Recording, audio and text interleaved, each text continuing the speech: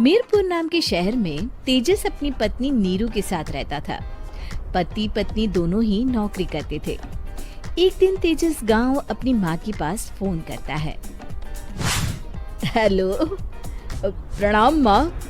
जीते रहो माँ, तुम दादी बनने वाली हो।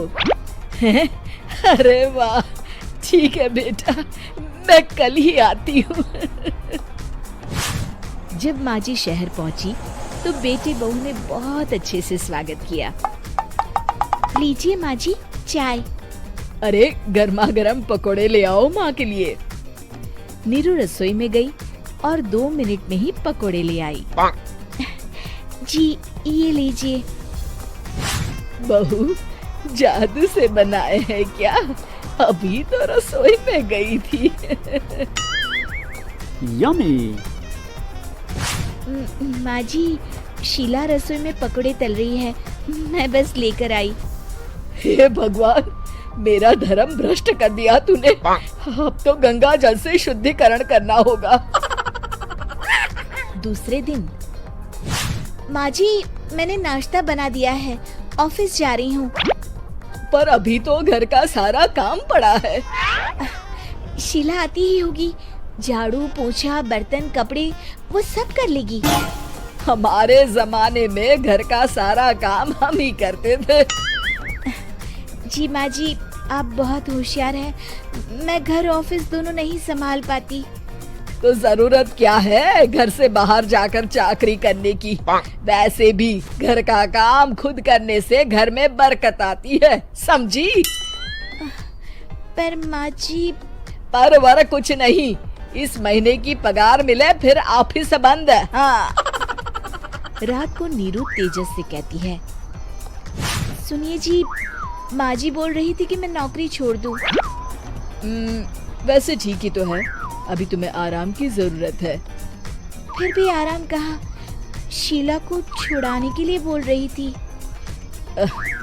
तो अब 24 घंटे में इतना काम तो कर ही सकती हो। पर जॉब पसंद है मुझे, घर पर मन नहीं लगेगा। अगले दिन जब दोनों ऑफिस के लिए निकल रहे थे, मेरी तो कोई कीमत ही नहीं है इस घर में। माँ जी, आजकल महंगाई बहुत है, रहन सहन भी बदल गया है, दोनों नौकरी करते हैं तभी ठीक रहता है। अच्छा, तू कहना क्या चाहती है? मेरा बेटा तुझे बिठा के खिला नहीं सकता? तू ही इस घर का खर्च चला रही है, हैं? नहीं माँ जी, मेरा वो मतलब नहीं था। मतलब खूब समझती हूँ, ये बाल धूप में सफेद नहीं किए मैंने। हाँ। अब तो ये रोज का काम हो गया था। तेजस भी रोज की झिकझिक से परेशान हो गया था। एक दिन उसने कहा, नीरू, वैसे भी तुम्हें मैटरनिटी लीव मिलने वाली है, तो अभी से ही छुट्टी ले लो। पर क्या, मेरी सैलरी अच्छी खासी है।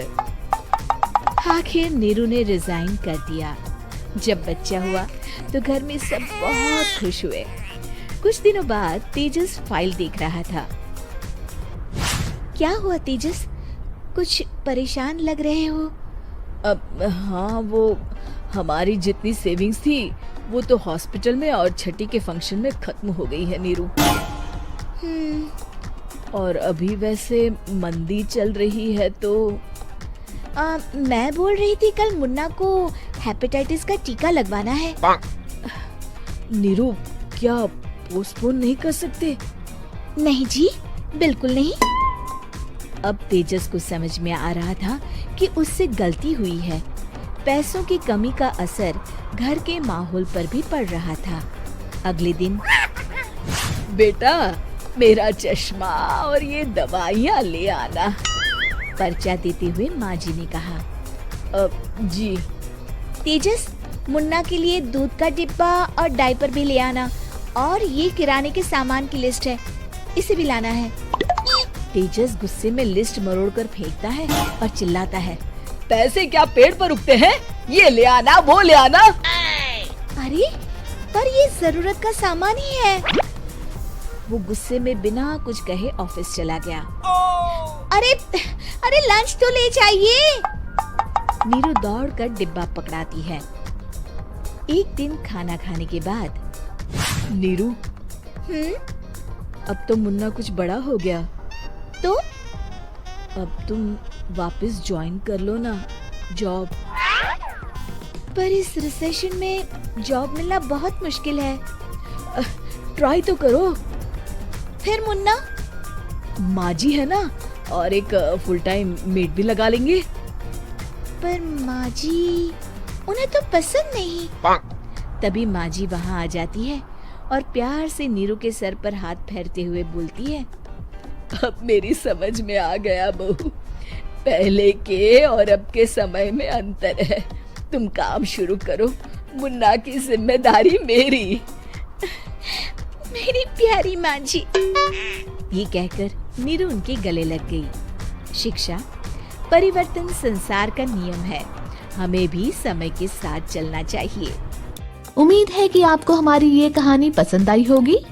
कृपया हमारे चैनल को सब्सक्राइब करें और सभी अपडेट्स के लिए बेल आइकन जरूर क्लिक करें। और हाँ, वीडियो लाइक और शेयर करना मत भूलिएगा। Bye bye.